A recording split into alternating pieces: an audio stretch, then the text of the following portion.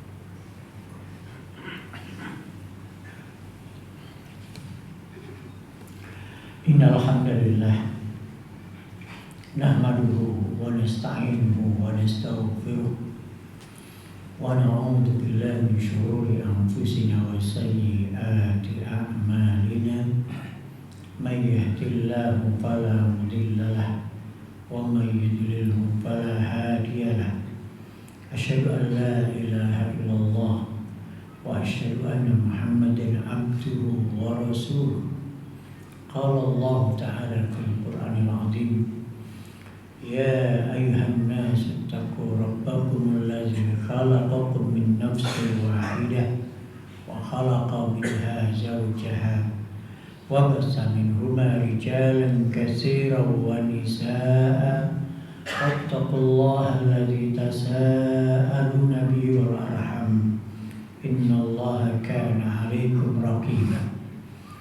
يا أيها الذين آمنوا اتقوا الله حق تقاته ولا تموتن إلا وأنتم مسلمون يا أيها الذين آمنوا اتقوا الله وقولوا قولا سديدا يصلح لكم أعمالكم ويغفر لكم ذنوبكم ومن يطع الله ورسوله فقد فاز فوزا عظيما وبعد فإن أصدق الحديث كتاب الله وخير الهدي هدي محمد صلى الله عليه وسلم وشر الأمور محدثاتها فإن كل محدثة بدعة وكل بدعة ضلالة وكل ضلالة في النار.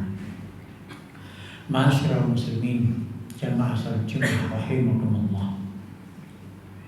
Ada bahaya laten yang berbahaya untuk diri kita, yang akan mengancam kerusakan badan kita, dunia kita, agama kita, akhirat kita, bahkan mengancam peradaban manusia. Apa itu? Nafsu. Para khatib selalu menyampaikan setelah memuji Allah, wa na'udzu billahi min syururi anfusina, dan kami berlindung kepada Allah dari kejahatan nafsu-nafsu kami. Nafsu tidak berbentuk, tidak seperti musuh yang ada di hadapan kita. Nafsu itu adalah keinginan, semua keinginan kita yang bertentangan dengan syariat Allah, itulah nafsu. Dan nafsu itu selalu didorong oleh syaitan, qarin yang di samping kita, selalu mendukung, mendorong untuk mengikuti keinginan kita, memuaskan semua keinginan kita. Maka itulah nafsu. Dan nafsu selalu menyuruh kepada perbuatan jahat. Kata Allah Ta'ala dalam surat Yusuf, inna nafsa la'ammaratun bisu, sesungguhnya nafsu itu selalu mengajak kepada perbuatan dosa, perbuatan jahat, akan merusak manusia. Hadirin yang dirahmati Allah, perhatikanlah manusia yang tidak bisa mengendalikan nafsu makannya. Dia setiap yang selera sesuai dengan menu yang dia mau, dia ingin memuaskannya, nambah lagi. Pada akhirnya setiap makanan yang enak dia ingin puaskan. Dia makan sekenyang-kenyangnya, sepuas-puasnya. Pada akhirnya dia nggak boleh makan apa-apa. Makan kacang-kacangan nggak boleh, kena asam urat. Nggak boleh minum manis, makan nasi karena kena diabetes. Nggak boleh banyak garam karena kena jantung. Semuanya nggak boleh karena nafsunya, nafsu makannya nggak terkendali, merusak badannya. Badannya komplikasi, semua sudah kena karena nafsu makan nggak terkendali. Demikian juga nafsu seks, yang nggak bisa mengendalikan nafsu seksnya, masya Allah, hancur.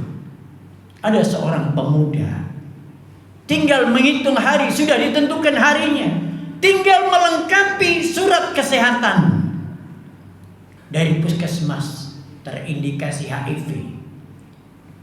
Seperti sambar beledek, kaget dia. Dia ingin memastikan jangan-jangan laboratorium dari puskesmas ini salah. Dipastikan di laboratorium Budi Kemuliaan sama hasilnya HIV. Dia nama dirinya hancur, keluarga besarnya hancur, semua rencana besarnya hancur. Nafsu seksnya menghancurkan tubuhnya, menghancurkan nama harumnya, nama keluarganya, nama keluarga besarnya.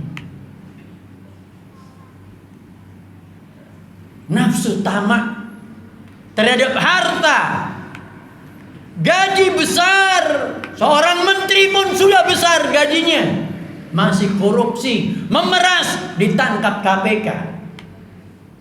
Hancur negeri ini dipegang oleh orang-orang yang korup, yang tamak. Nafsu tamak menghancurkan negeri. Negeri yang kaya raya dengan SDM jadi miskin, terlilit hutang.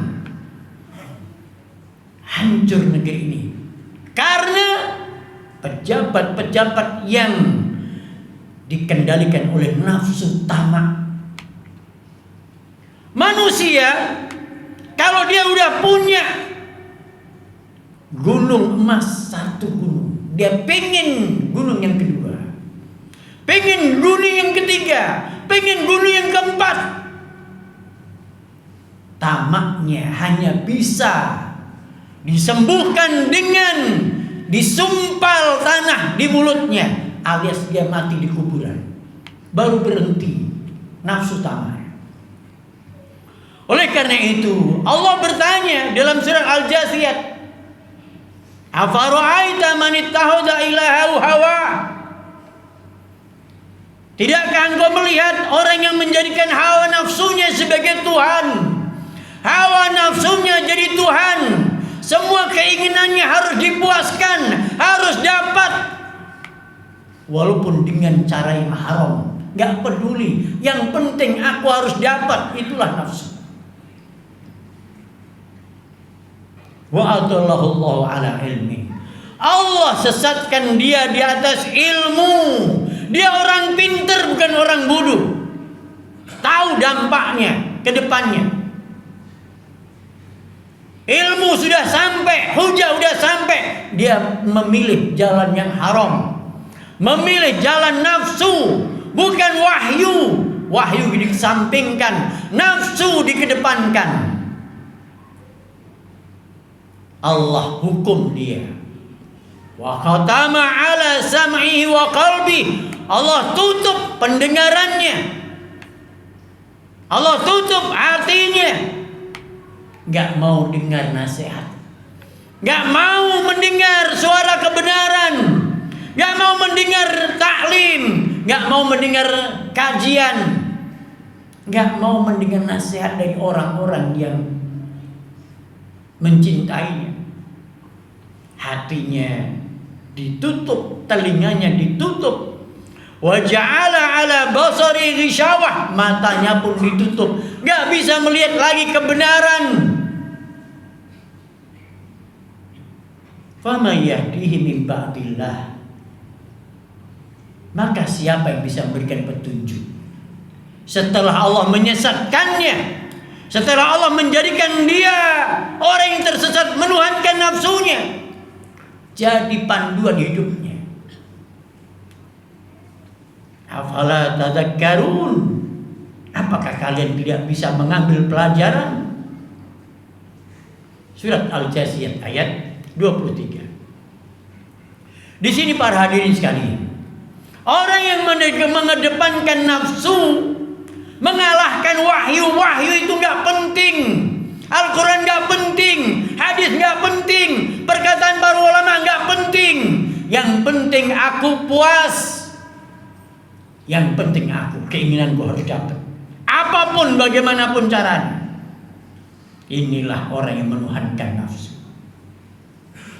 Dia dibelenggu oleh nafsu.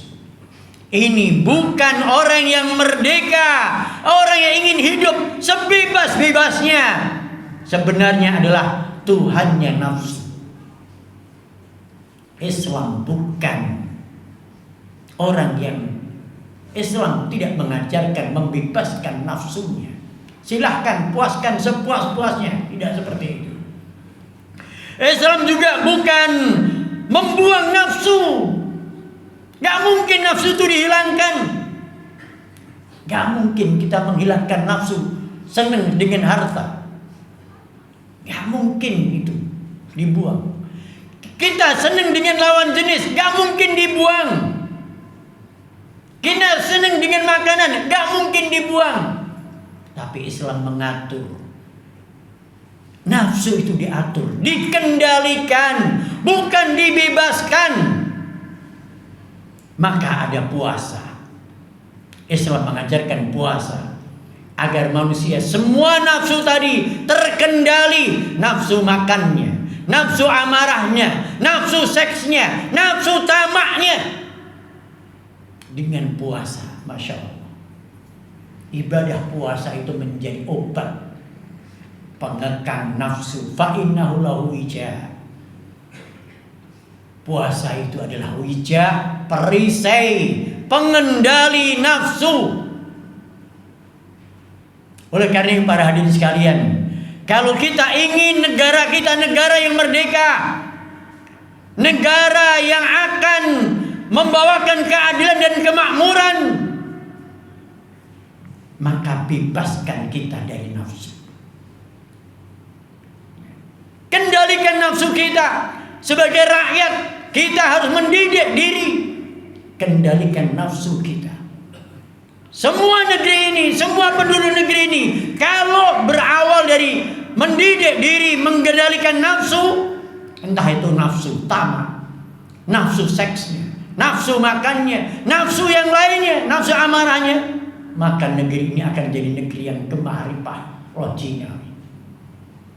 Baldatun thayyibatun wa rabbul ghafur. Negeri yang terbaik dan penuh dengan ampunan Allah Ta'ala. Negeri yang akan dibukakan pintu langit dan bumi. Allah anna ahlul qura amanu wattaqau la fatahna alaihim barakatin minas samai wal ardi. Sekiranya penduduk bumi itu beriman dan bertakwa, mengendalikan nafsunya, diarahkan kepada syariat Allah, kendali dengan syariat Allah, hukum Allah, Allah akan bukakan keberkahan dari langit dan dari bumi. Keberkahan dari langit dan dari bumi.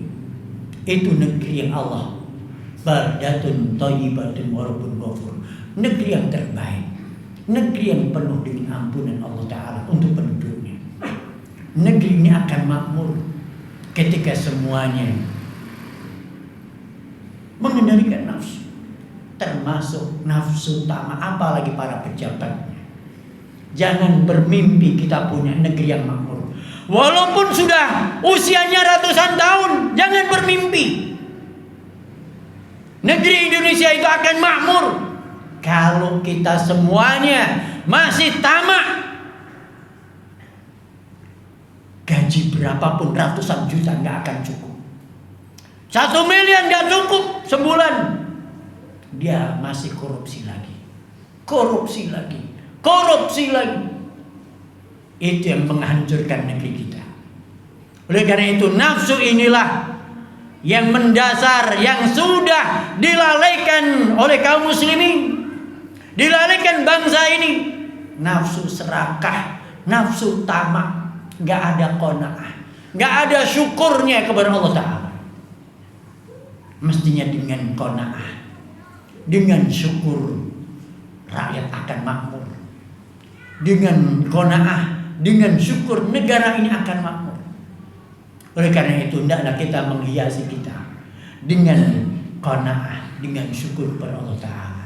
Aqulu qouli hadza wa astaghfirullah lakum innahu huwal ghafurur rahim.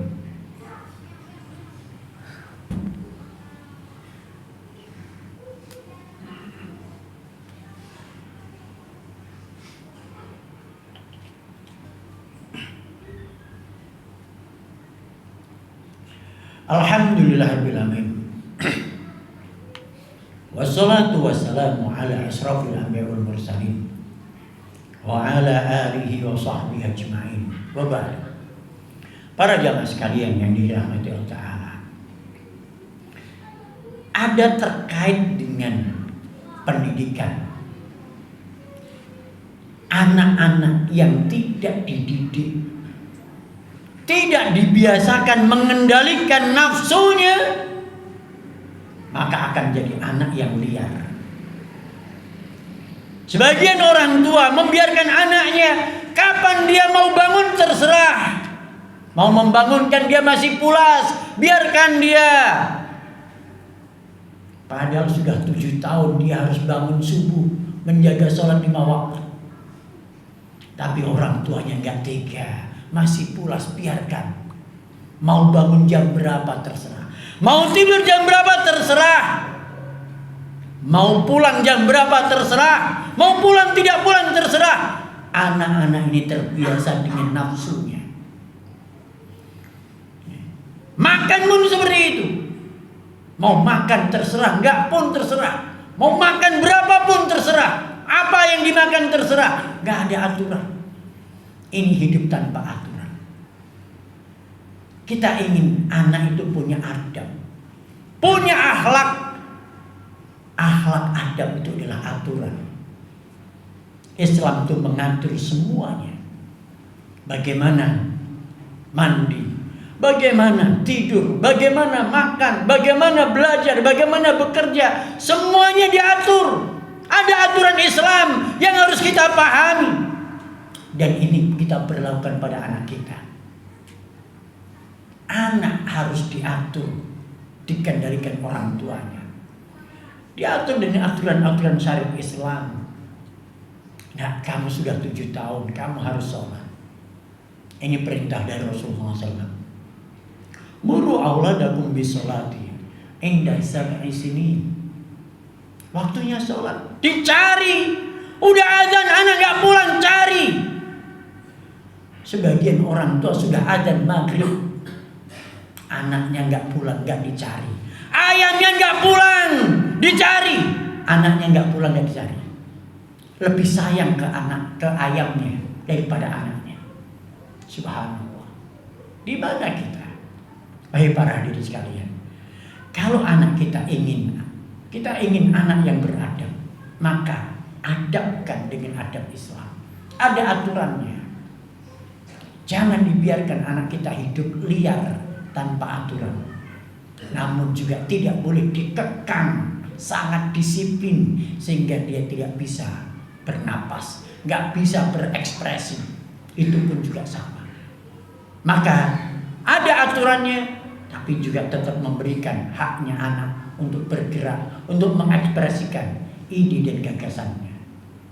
Semoga Allah Ta'ala memberikan kepada kita kemudahan, mendidik diri kita agar selalu mengekang nafsu. Semua keinginan kita atur bagaimana syariat Islam tentang masalah makan, tentang masalah hubungan suami istri, tentang masalah kepemilikan harta.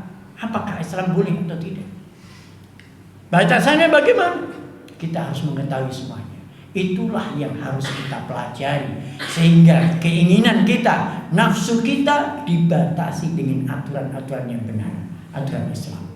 Semoga Allah Ta'ala juga memudahkan kita mendidik anak kita dengan aturan-aturan Islam, yang sehingga menjadi anak yang saleh dan beradab. Innallaha wa malaikatahu yusholluna 'alan nabi ya ayyuhalladzina amanu sallu 'alaihi wa sallimu taslima. Allahumma salli 'ala Muhammad wa 'ala ali Muhammad kama shallaita 'ala Ibrahim wa 'ala ali Ibrahim wa barik 'ala Muhammad wa 'ala ali Muhammad kama barakta 'ala Ibrahim wa 'ala ali Ibrahim innaka Hamidum Majid.